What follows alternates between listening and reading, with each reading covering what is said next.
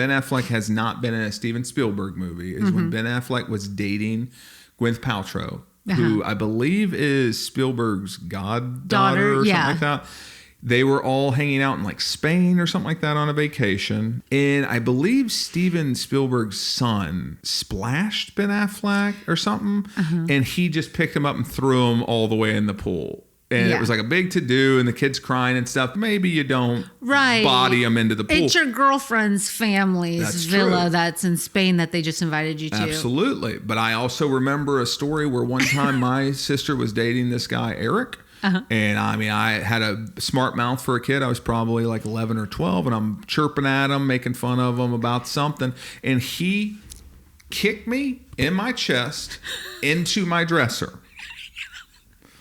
And nobody, I mean, she would have put him in a movie, no problem. She would have absolutely put him in a movie. You know, she didn't send him home. She said, "Oh, don't kick him into his dresser." And then she went to me and said, "You got to, like, you're being a smart aleck. You got to watch your mouth." So I did grow up with guys who, like, if you would have flicked water on these guys, and they didn't have any of the pomp and circumstance around them as a Ben Affleck coming off of Good Will Hunting and Armageddon's popping.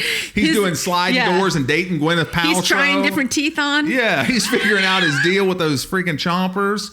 And it's like, yeah, dude, that guy would have kicked me into a dresser. Like, this guy was a nobody and he kicked me into a dresser. If I would have flicked water on him in some villa and he's on top of the world, he would have absolutely power bombed me. There is a part of me that thinks, like, I hear that story, I can't help but put my twist on it. And I go, there's so many people in this world right now that feel like nobody ever did anything to them when they were acting annoying. It's not that we haven't all been annoying. It's that I grew up where the guy kicked you into the dresser. Right. Yeah.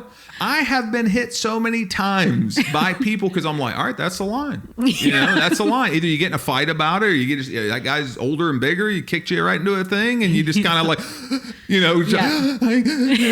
you just like figure out how to get your breathing under control. That's a life lesson right there. It's like, I'm not crying, but it scared me.